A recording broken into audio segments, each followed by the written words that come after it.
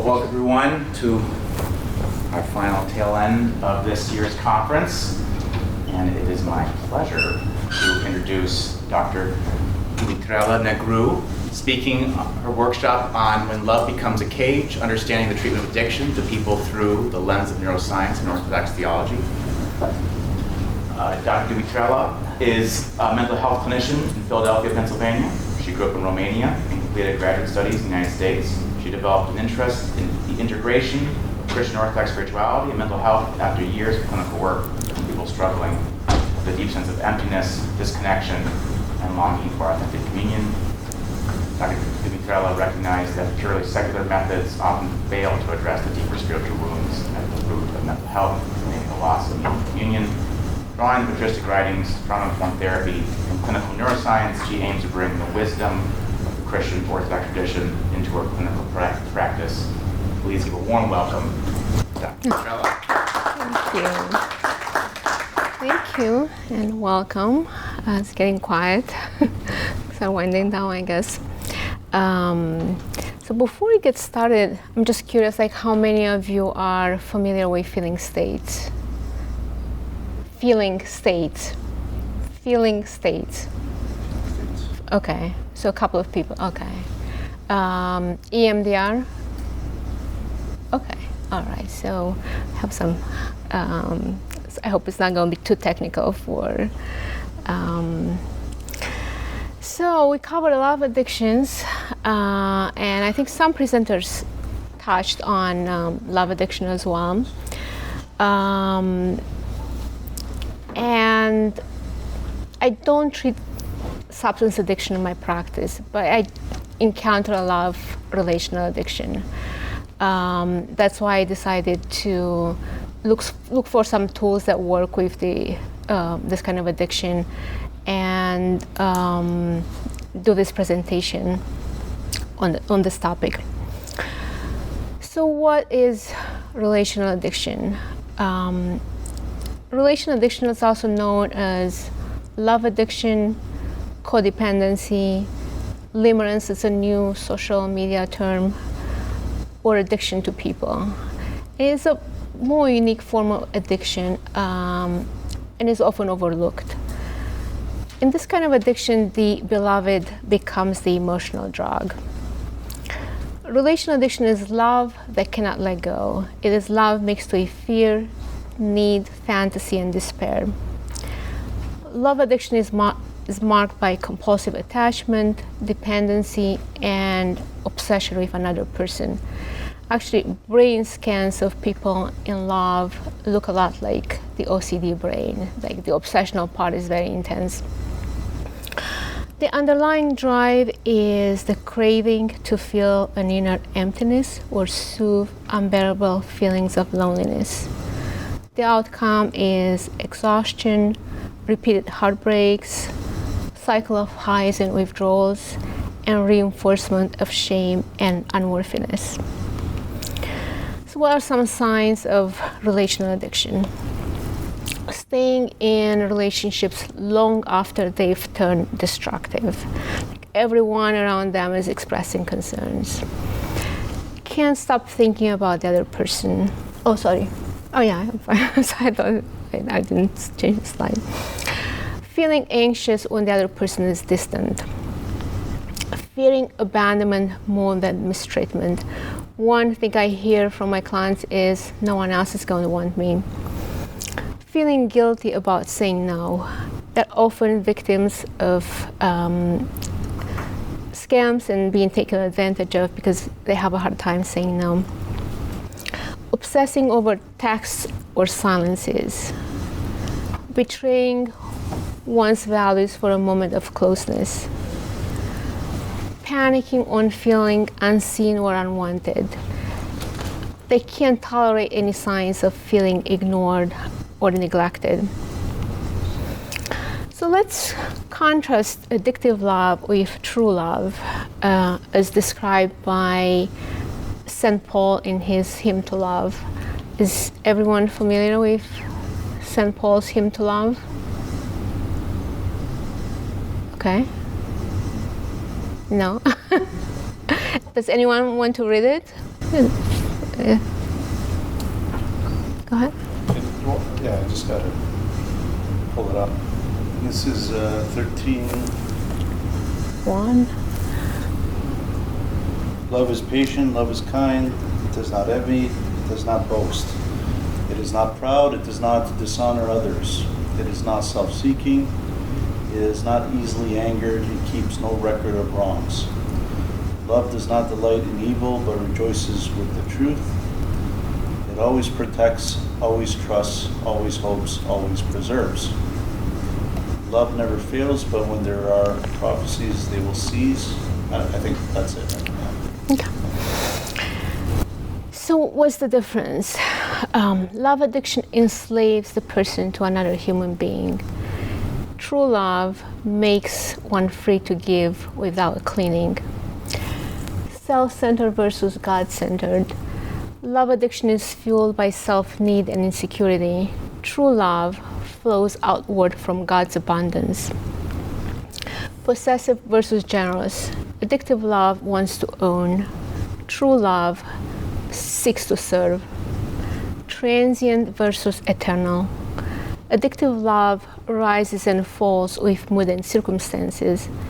Divine love is steadfast, enduring, and unfailing. Illusion versus truth. Love addiction confuses intensity and passion with real love. St. Paul grounds love in truth, patience, and hope. From an Orthodox theology perspective, love addiction is a distortion of love. We heard throughout the conference that sin and the fall of man have distorted the original relationship with God, leading humans to seek fulfillment in false attachments. Addiction to people can be viewed as a form of false attachment or misplaced dependency. From an Orthodox perspective, the nature of human relationships is rooted in God's love and the calling to love one another. St. Maximus the Confessor wrote that when our love is not rooted in God, it becomes disordered.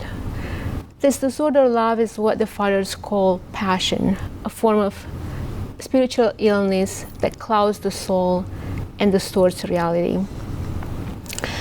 Addiction to people is a spiritual misalignment, a distortion of love. We are made for communion, yes, but communion with God first. Seek first the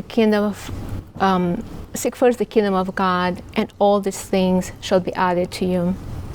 Matthew 6:33. When our sense of self-worth or peace depends on another human being, we've turned a person into a savior. The fathers of the church will call this idolatry of the other, not because love is wrong, but because we've placed the weight of eternity on a finite, fallen creature. It is for freedom that Christ set us free, Galatians 5:1.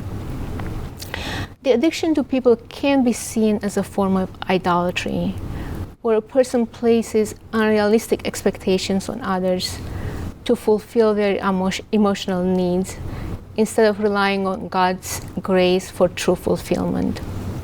You shall love the Lord your God with all your heart, soul, and mind. Just need a sip of water. From a neuroscience perspective, addiction is a distorted search for a healthy need. Kind of heard that throughout the conference. Addiction is not about the drug, the behavior, or the person. It is the pursuit of essential human needs such as safety, connection, or aliveness in distorted ways. When our needs go unmet, they do not disappear. They accumulate as an inner hunger. The brain becomes hyper-attuned to any person, object, or experience that promises to satisfy the need, creating the soil in which addiction grows. For example, someone lacking safety in childhood may grow up desperate for a relationship that seems stable, even if it's toxic. The brain is wired to remember emotional highs, especially in moments when an unmet need seemed briefly fulfilled. These moments get encoded with strong dopamine signals. I think that's what Jana was talking this morning about, contextual memories that are created when there's a surge of dopamine. So one moment of tenderness becomes idealized, one gesture of affection is replayed endlessly. The brain clings to the high while ignoring the larger reality of harm. This is why people return to destructive bonds. They're chasing the memory of a need once met, even briefly.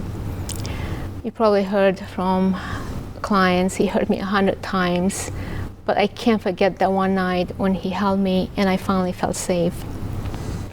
So addiction to people is less about the other person. It's more about how that person makes us feel. Safer, worthier, less alone, more complete. The feeling state theory of addiction was developed by Dr. Robert Miller. He did his dissertation on feeling states. According to this theory, addiction is created when positive feelings become rigidly linked with specific behaviors, but also objects, persons, sometimes pets. This linkage is called a feeling state. So a feeling state is when the brain links the positive feeling with the behavior or the person that created that feeling. It's kind of cementing those things together. According to this theory, feelings can be a mixture of sensations such as euphoria, rush sensations, emotions such as feeling safe, or cognitions, feeling I'm important, I'm loved, I matter. Feeling states are created during an intensely experienced positive event, which leads the brain to encode this differently, to encode these experiences differently than other memories. They're called contextual memories or state-dependent memories or fixated memories because they don't change with new experience. So when there's an intense desire for a specific feeling, let's say connection, when an intense experience occurs that provides that feeling of connection, the brain links them together. So a person may become addicted to a partner not because of the partner's actual qualities, but because of feelings like I'm special, I'm lovable, I'm safe, I matter. So the creation of feeling states depends on our emotional histories. People deprived of a particular feeling crave it more intensely. When this hunger is finally satisfied, the reaction is stronger. This strong reaction creates the feeling state. Once created, feeling states can be activated by internal or external factors. When triggered, the entire physiological pattern gets activated. So if someone has a feeling of connection linked to a person, when they feel lonely, they may reach out to that person to get that feeling of connection. Feeling states cloud our thinking and can override willpower, morality, or even our physiology. Like with food addictions, feeling states can override satiety cues, but they can even override medications. I had a client who was ignored, neglected as a child, and she created a feeling state of being taken care of that was connected with medical providers. So she was going to a lot of providers to get that feeling of being taken care of. And at some point she told me that one of her doctors was a little bit shocked that she did not respond to the treatment. All of her clients responded well to that treatment for that condition, but for some reason she didn't respond well, which made me think that It could be that she didn't want to lose that feeling that she was getting from medical providers. So what's the link between trauma and addiction? I think someone asked that this morning. So as we know, traumas create negative beliefs and feelings such as I'm powerless, I'm a loser. These negative beliefs or feelings increase desire for opposite positive feelings. It's like the brain is counterbalancing. The more intense the desire, the more intense the negative feeling, the more intense the desire for a positive feeling, for the opposite positive feeling. Multiple traumas increase intensity of negative feelings. Greater negative feelings create stronger desire for opposite positive feelings. When a positive event occurs, feeling states are likely to be formed, leading to impulse control disorders. So they can create different feelings linked to different behaviors, and sometimes you just feel out of control. So let's think of someone who grew up with a lot of bullying, experienced a lot of failures in school, sports, a lot of rejections. So they're likely to internalize a feeling of I'm a loser. This feeling is going to create an intense desire for the opposite feeling, respect, winning, recognition. So when they finally get an experience that creates those feelings, they're likely to keep going back to that experience to get that feeling. So they may walk into the casino, win a big hand, and they keep going back to get that feeling of winning. Emotional deprivation also creates intense desires for opposite positive feelings. What we usually see with emotional neglect is feelings of numbness, emptiness, boredom. Some people actually said to me, like, I feel really dead inside. And they crave something that will make them feel alive, anything that will make them feel alive, some sense of excitement, something that will make them feel alive. So when positive events fulfill these needs, the brain is likely to encode those experiences of feeling states leading to addiction. There's a lot of research showing that childhood neglect increases risks for addiction, such as pathological gambling and sexual compulsions. So the goal of addiction is the underlying feeling, not the object or behavior. Healthy desires for connection, belonging, wholeness, aliveness can become distorted when rigidly linked with specific behaviors. Once the feeling state is broken, people naturally seek healthier ways to meet desires. I worked with a client who had like shopping addiction, and after we broke the feeling states, she no longer she stopped shopping, and she started to express this desire for a larger purpose. She was trying to find a larger purpose after those things states were broken. Traditional therapies usually manage compulsive behaviors, and because the feeling states remain unprocessed, the risk of relapse remains high. So what we usually do to break those feeling states is a combination of feeling state addiction therapy and EMDR. So you probably know that the EMDR is an effective treatment for trauma. Trauma interrupts normal processing, creating vivid, intrusive memories. These memories don't change with new experience.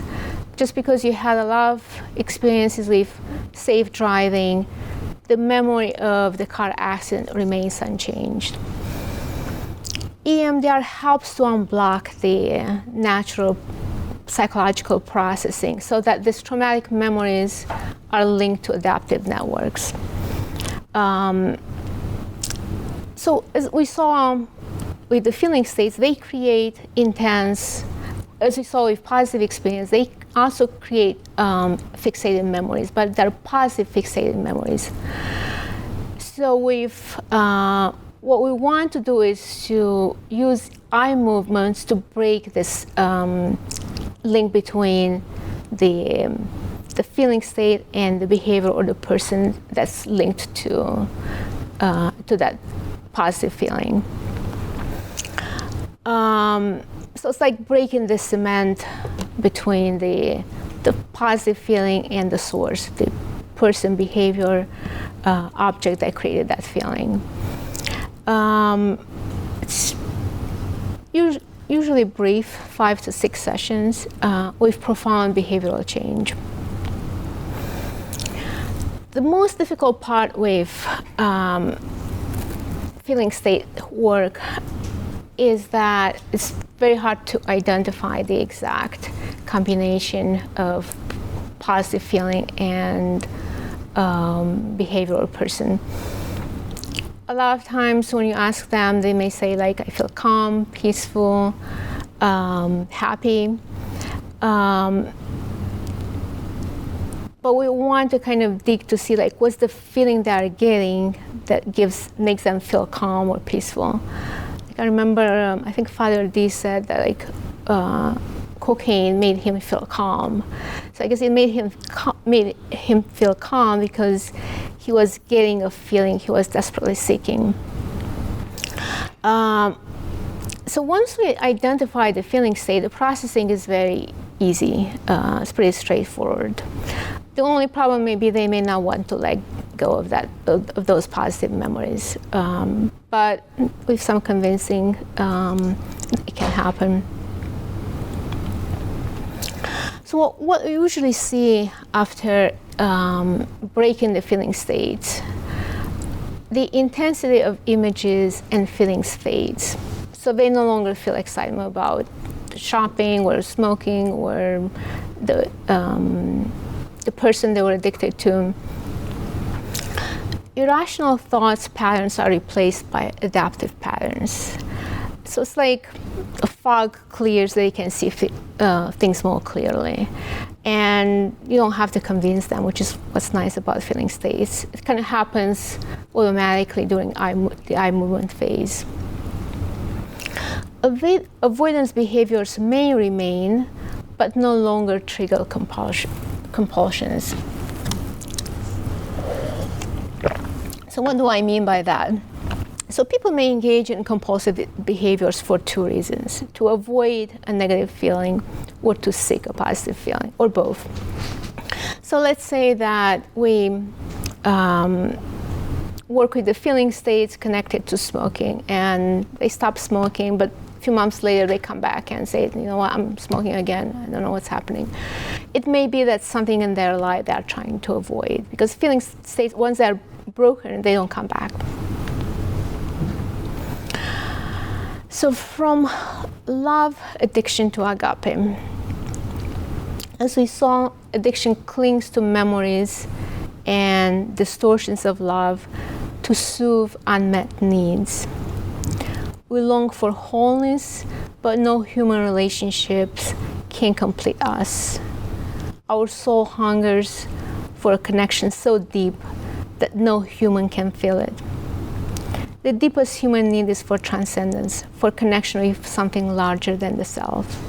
When we lack the vertical connection, we cling to horizontal relationships.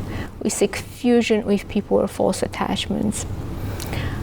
Agape feels the need itself and gives us love that never fails. The hymn to love shows us what real love looks like: patient, kind, enduring, and truthful. The kind of love that heals rather than enslaves. We are creating for loving communion, not slavery to another's approval or presence. So how to integrate the neuroscience with the Orthodox theology?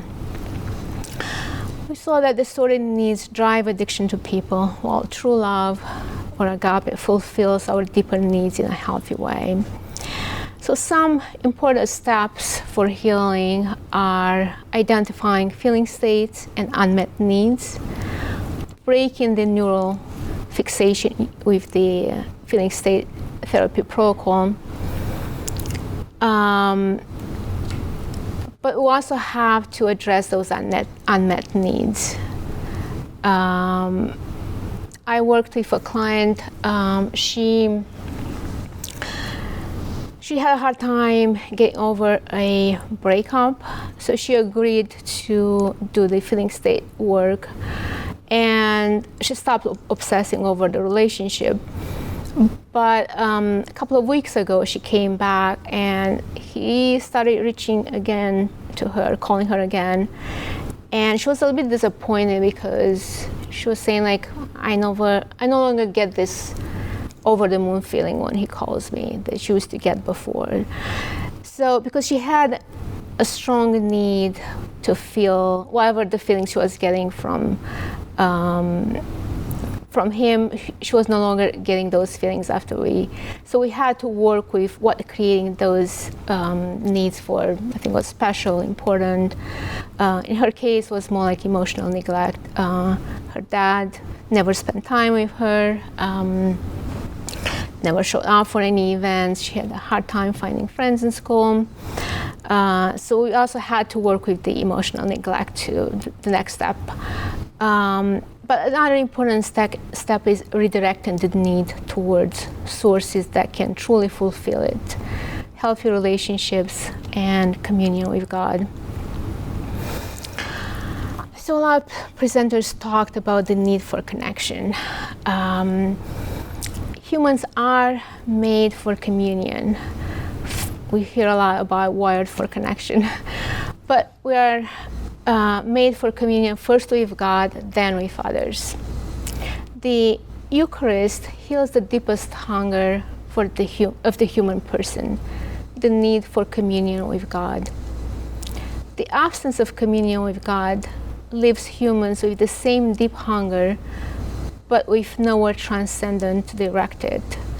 This can lead to addiction to people, objects, and experiences in an attempt to satisfy infinite hunger with finite substitutes. The need for safety. True safety is not just physical or emotional. It is ontological. It's rooted in communion with God. The Psalm affirms, "The Lord is my refuge and my fortress." The transformation of fear into peace is not just emotional regulation, but a reorientation toward trust in God's providential love.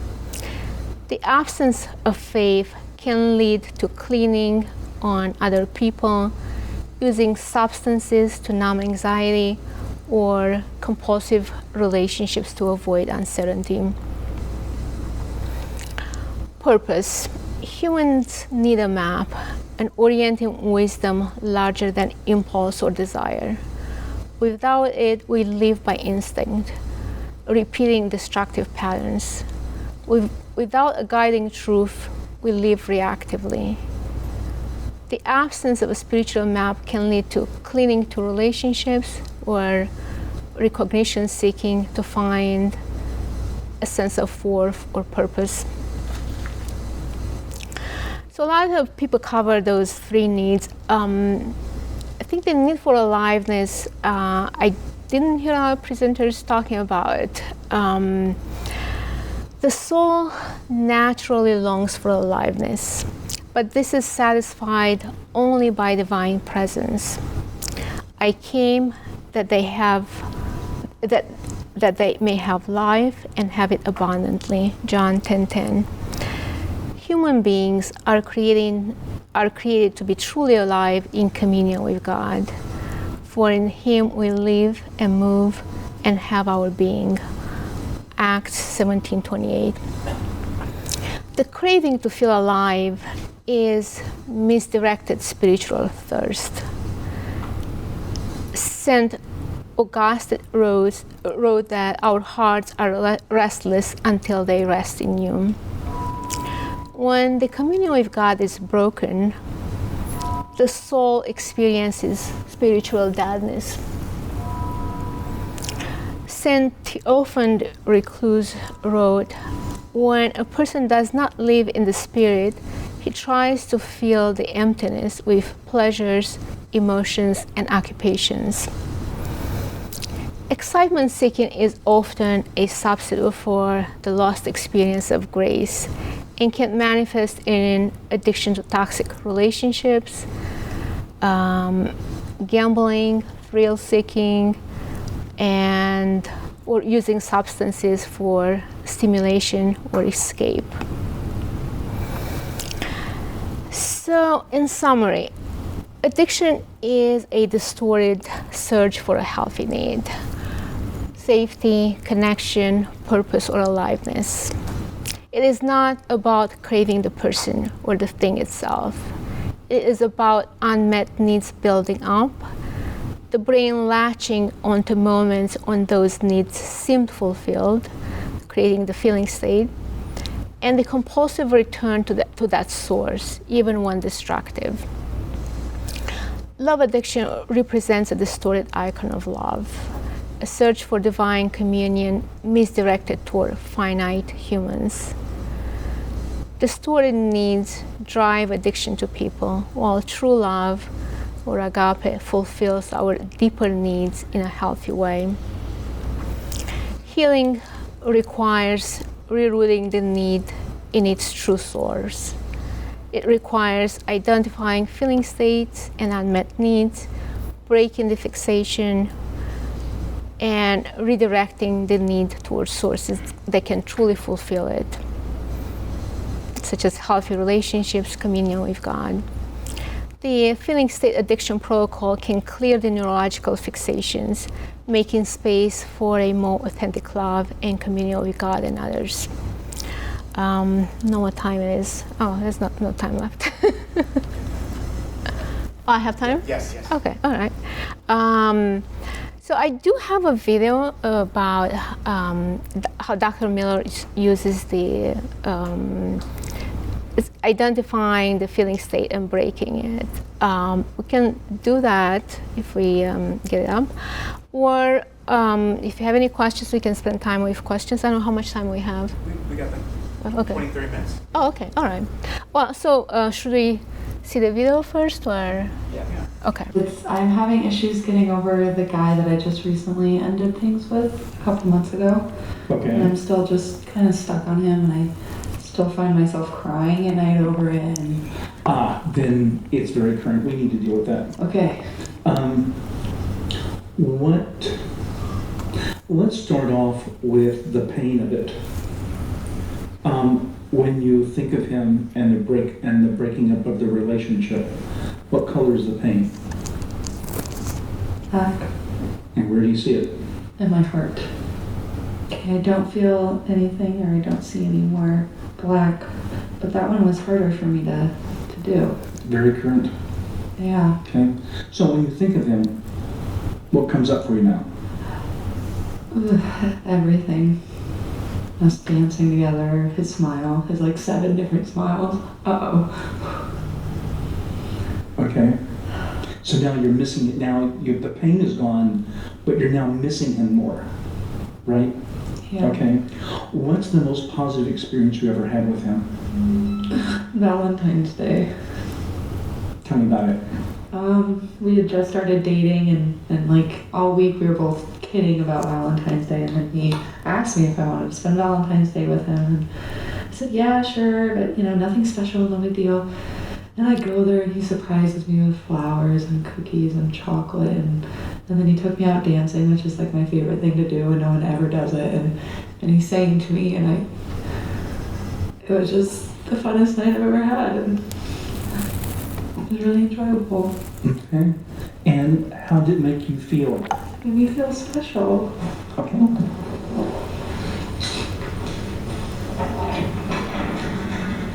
Now what we're going to do is a different technique. Okay. Okay. What I want you to do is, was there some point when you felt more special than any other time? Yeah. Okay, right there, some point in that day. Not in that day, it was a different day. Okay, was that the most special day though? Yeah, that was the most Then special. let's stay with that. Okay. Okay, and just how special, feel how special that you felt being with him. On a 0 to 10 scale, where 0 is you don't feel anything and 10 is you feel absolute special the most, where would you put it? An 8. An 8. And where do you feel it in your body? The torso. The whole Okay. torso. Nothing. Nothing. Okay. Can you feel your general need to feel special? Yeah, I have an intention issue. Okay. When you let yourself really feel that, what number would you put it? When I let myself really feel that? Really feel the need to feel special. What is my scale? 1 to 10? 0 to 10. I feel a 10. Okay. Where do you feel in your body? My chest. Okay. Really, that's where I hold everything, I guess. All right. Close your eyes. Take a deep long breath. Go ahead slowly. So what number would you put it now? My need for attention, just like overall. The kind of general need to feel special. Like an 8.5. 8.5. Okay. See, what we're doing is you have a really intense need to feel special. Mm-hmm. And that was what gets you in trouble. Mm-hmm. Okay? What we're doing is, everybody has a certain need to feel special. Sure. This is not healthy. Right. Sure. So we're just taking away the unhealthy part. Okay? Got it. Sure. So focus in on again. Close your eyes, deep long breath. Probably at like an 8. I'm feeling kind of anxious again. Okay. Now, is the feeling, so what are you feeling anxious about? I don't know, I guess that like something's very unhealthy wrong with me, I guess. Getting anxious about that. Okay. Now you're pretty sure there's something really bad wrong. There's something really wrong with you, is that Yeah. it? And this like need for attention is something I've always kind of had since I was really little. So like, Okay. you've been messed up for years, girl. Okay. What is the negative belief you have about yourself that makes you feel that you're not worthy of attention? That I'm not worthy of attention. Okay. Is there some kind of memory from your childhood that reminds you? Yeah. On my 5th birthday, my father told me I was nothing special and that I would be alone forever and I was unlovable. Okay. That sounds really painful. What color is the pain? Dark. I guess black. Okay. Dark, black or darkness? Darkness is Darkness, how I more, would describe it. kind of the absence of light. Yeah. More than black, right? Yeah. Okay. Okay. And where do you see it in your body? My stomach. Okay. Please release. Yeah. Okay. I feel okay. Okay. I actually feel calm too. Good. Okay. Just to reevaluate, how do you feel about the event when you're 5 years old? Right now, Mm-hmm. nothing. Okay. Yeah. Just Okay. kind of like it didn't happen to me, I guess. It's just another story. Okay. And anger at your father's pretty much gone now? Abandonment? Well, Yeah, I'm thinking I'm probably still gonna have anger for him. That's probably gonna be a work in progress. okay. But I don't really feel like abandonment, I guess, Okay. from him. I just I'm still a little bit angry. Okay. I don't feel it right now, but I know in my head. Okay. Have I explained the difference between formative and non-formative pain? Like stuff that'll change. Yes, so formative pain is like stuff that changes you. Yes. And like changes your patterns. You got it. Okay. And these are very formative. Okay. And so it's hard to know exactly how things are going to change. Sure. You may think you're going to be angry in the future and you may not. I'd be okay. It's just like everything just, on the other hand, your fathers are a jerk. Right? Right. And we'll see. And I'm sure there's a lot of other events that we may have to deal with. Okay. Okay? Kind of take it moment by moment then? Is that how this process kind of... That's a good question. Okay. And I don't really know. Okay. It could be that things like the abandonment, that the feeling builds on itself, and then when you clear it, a whole bunch of stuff clears at once. Okay. So we'll just see. Okay. And then how do you feel about that, your boyfriend, where it started? I don't feel anything, but I do miss him. But it's not like a pain, like loss of breath when you Like say it was, huh? Yeah. Okay. We'll probably, we'll see how much we need to take this up next time. Okay. And, because there may be because what's happening is that the event on Valentine's Day was so powerful for you because you felt the need to feel special, and he made you feel very, very special. Mm-hmm. And so you created a fixated memory about that. Okay. Okay. And so by processing all the way through, we certainly reduced your missing him a lot. Yeah. Okay. The question now is, and I think you already kind of said this, is there may be another event that made you feel very special as well. Yeah. Okay. And it could be we need to do the same thing with that event as well. Okay. So we'll pick up on this next week. Sounds great. Okay? Thank you. You're welcome.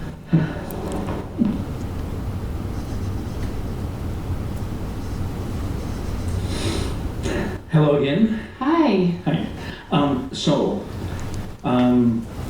Where we left off last time had to do with your ex-boyfriend. Yes. How does that feel to you now? Did you miss him? I missed him, yeah, and I still got a little teary-eyed like when thinking about him. Okay. But there wasn't the like physical sensation, if that makes sense. Sure. Like no like. There's a lot less intense now. Yeah, it wasn't like pain, but every night before going to sleep, it's just I don't know, the waterworks turn on, or I don't know. Okay. What memory do you have that is most intense, positive memory that you have of him? I guess the most intense positive. I guess it was just kind of when we were cuddling on the couch together and he does the whole like run your fingers through your hair, and I don't normally let people touch my hair, and I just liked it when he did that. Okay. That's kind of what's coming to mind. Kind of like what? That's kind of what's coming to mind, I guess, is the most positive. So when he's doing that, how does it make you feel about yourself? Like I'm cared for, and felt special. Felt special. Mm-hmm. Okay. Mm-hmm. On a 0 to 10 scale, and you really let yourself, you're lying on the couch, he's running his fingers through your hair, how intense do you feel special? Do I feel special? Like on a 1 to 10 scale? Mm-hmm. Hard question. I'd say like a 7. Okay. And where do you feel it in your body? The specialness of my body? Okay. In my gut. Okay.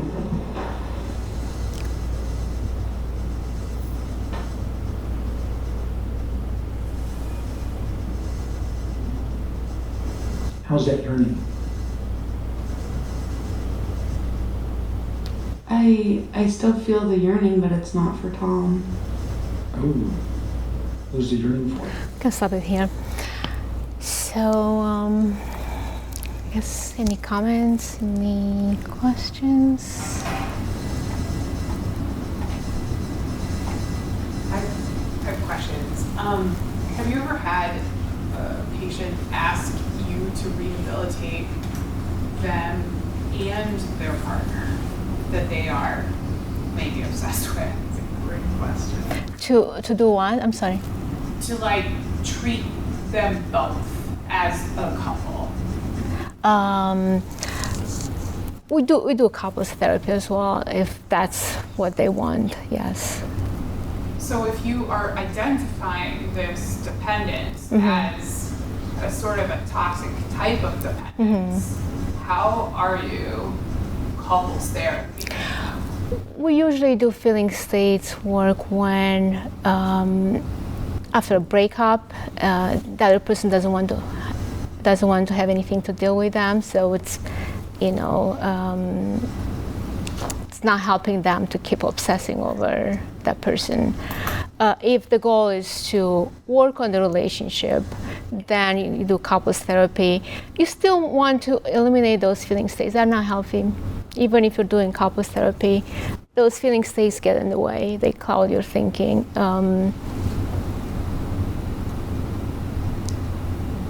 But you can do both, yeah.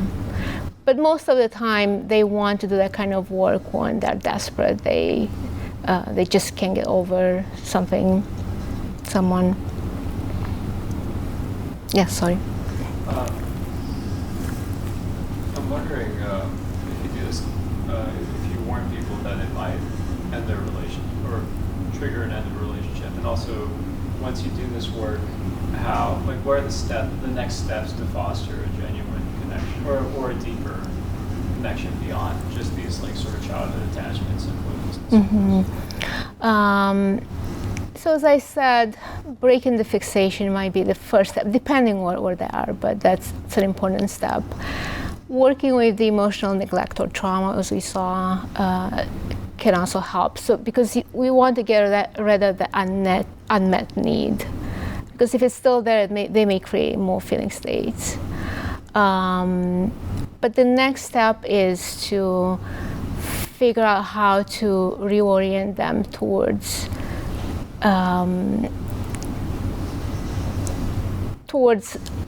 the source that would allow them to feel those feeling in a healthy way, like church, communion. Yeah. Be explicit about that? Well, I'm not saying that's easy to do. I'm just saying what we want to do. Yeah, it depends where they are. You're right. That step can be difficult. That's why I'm here. So. Just the eye motion desensitization. Like what's like the principle or the science behind it? What is that like? What does that do? Because he's from my just observing for the first time, he's moving. Right. Yeah. A wand, she's following, and all of a sudden, magically. There are different theories about how the eye movements work. One thing we know is it calms the emotional brain. The adrenaline goes down significantly during the eye movement. What I think is actually happening is, so when you encode a memory, it's called like memory potentiation. What it does, it undoes the encoding. So because very positive or very negative memories are encoded differently than regular memories. They're not even stored in the same place. Like regular memories are stored in the hippocampus. This very positive or very negative memories are encoded with strong links to the emotional brain. So I think what's happening, it activates certain receptors and allows the brain to break those links. So those feelings, either positive or negative, can get separated from the memory. So it becomes more like a normal memory. It happened, but I'm not. Puts it somewhere else. Okay. Yeah. Does it have to do with REM? Like REM? This is where it came from, right? The hypothesis came from REM sleep. Yeah, we still don't know. There's so many. But that's where the idea came from, Yeah. is that our eyes move when we sleep. Yeah. And the idea came from something about eye movement that helps us store and process our thoughts and feelings into memories. And but I think it's still like almost like mysterious. It is kind of mysterious. You're right. Yeah. Understand how this all works, but it's pretty well studied now. Yeah. There's a lot of research showing that the eye movements do help. We still don't know how exactly they're doing the work. As I said, we know for sure that it calms the emotional brain. It has something to do with the emotional brain, so it allows the brain to reprocess those memories again and break those links between the positive or negative feeling. I used it at the VA with PTSD, and that's so effective. It was like a movie that would get stuck, and they'd go through the trauma. They would get through it. It was really wonderful. I just had my entire staff like learn and train on this, so this is why I'm talking about it. Sorry, I don't mean to like. Oh no. EMDR is like impossible to find people that can do it for Medicaid patients. It's like a thing you have to shell out the big bucks for, but it's incredibly effective. So I just had my entire staff train on it so that we could actually bring it to patients that don't have the money to pay for it. And so I've been going through all these trainings. It is kind of amazing and also oddly, like I said, mysterious and almost miraculous. And I think it just shows we don't totally understand the brain. Exactly. But yeah, it is so effective. It's like a dream. Yeah. They get stuck in a nightmare that freezes, and this takes them through the fast forward. Yeah.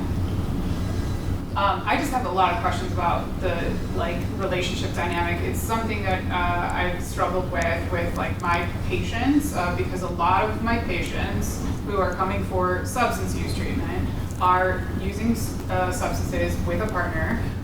It appears that the addiction is not just to the substance, but to the whole relationship dynamic. And then when they're trying to enter into treatment, most treatment programs will not allow couples to enter together. And so this is where you see some patients say, I can't go into treatment unless I'm going with this person. And I find that after we are disentangling some of the substance addiction, it actually does overlap with the relationship addiction. And we have struggled as a clinic to figure out how we're approaching couples. Sometimes my therapists and other people that work with us say we really should try to focus on one of the two, that we don't want to become part of the whole toxic relationship together. But I have had a lot of people ask for sort of couples therapy. And we've tried to be very open door where we're like, oh, if you want to bring your partner or spouse in, we'll offer them treatment too. But sometimes we are not sure if we're playing into the sort of toxic dependence of it all. So I'm just very interested in what you think about that because we haven't known what boundary to set here, actually. Anyone? Any ideas? Who works with couples? And any ideas?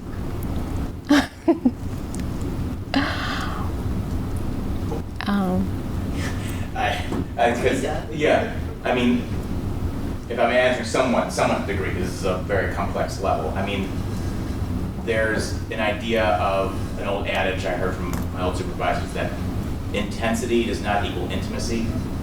Intensity does not equal intimacy. So, again, this is like in those feeling states, their manifestations can become so intense. Because a lot of times I work with couples who are both in recovery or both one addictions, one not.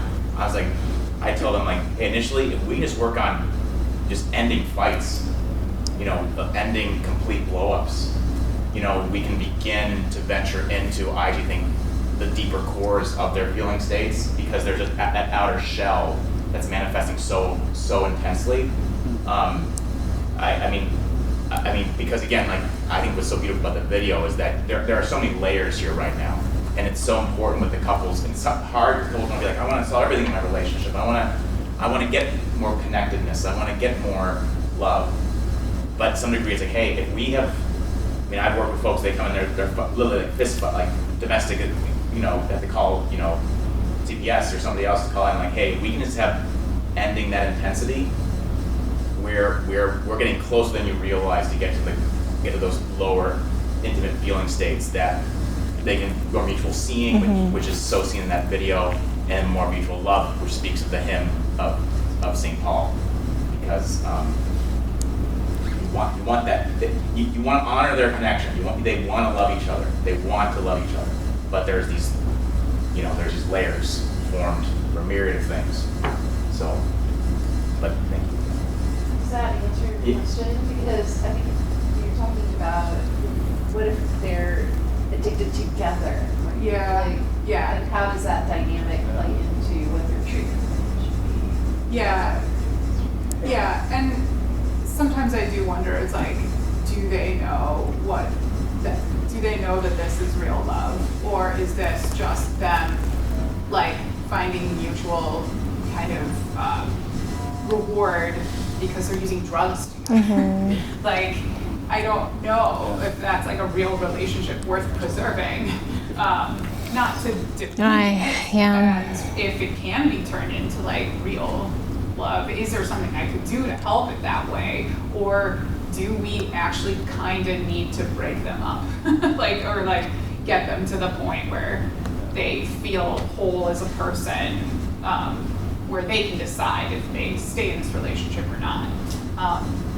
One of my therapists actually has worked so much with domestic violence scenarios that she kind of errs on the side of kind of protecting the individual and maybe trying to empower them to get out of relationships as opposed to trying to preserve the relationship. I don't know if it's the right answer. So, I was going to say, the question is, if you take away the drugs, what would happen to the relationship? Yeah. Or the addiction? Because they're bonding around using. I think it's so intertwined what they're trying to feel.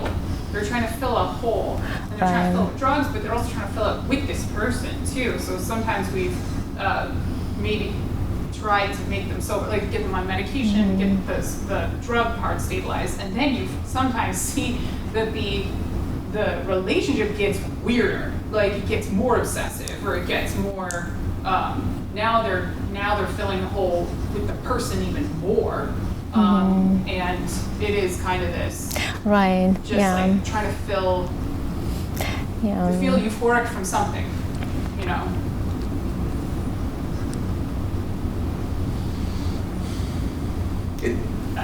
It's interesting. So I'll give an interesting, weird dynamic, which actually I've seen feeling states done with this. So I'll start with a stupid joke. I'm from Minnesota, and Minnesotans aren't very known for expressing themselves. So the joke is, there was a Minnesota couple that was married for 50 years, and you know how much they love each other because the wife told his husband after 50 years, "I love you." The point is it being like, there's no expression. There's no expression at all. I mean, again, you could say that's probably a hyperdorsal state. But what's weird is that I've seen different versions of EMDR and feeling state done in couples work to actually activate more intimacy. So there's this weird mix of like use like polyvagal work. Like, while it's true, I think there's probably more dysregulation in those early recovery stages of sympathetic activation, and like how to even get to ventral is like, we're in a mirror maze. At the same time, I've seen this work done beautifully, like truly like deepening people who've been so dorsal for so long to be like, oh my gosh, I'm accessing something I didn't know was available for decades. So it's a weird like mix of I would say first, I don't want a relationship. A relationship is full on abusive, where there is a domestic violence or heroin use together. Like, no, there is something sad there, and it needs to end. At the same time, like, I don't want that. We don't want that deadness. We want an alive, where that love is manifest and the emotions are expressed more. So Dr. Miller is saying that there's no such thing as a good feeling state. All feeling states create problems. If you fall in love and the relationship works, it's not going to create problems. But if the relationship doesn't, it's going to be a problem. Thinking too, like there's something about exiting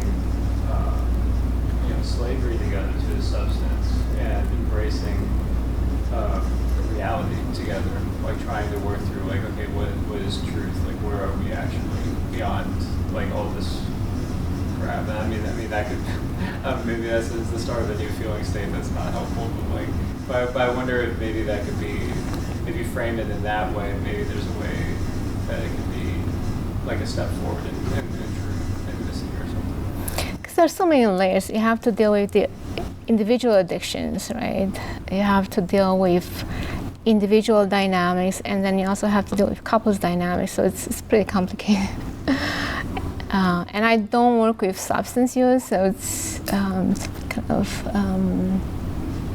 Well, thank you, Doctor. Yeah, thank you so much. Thank you.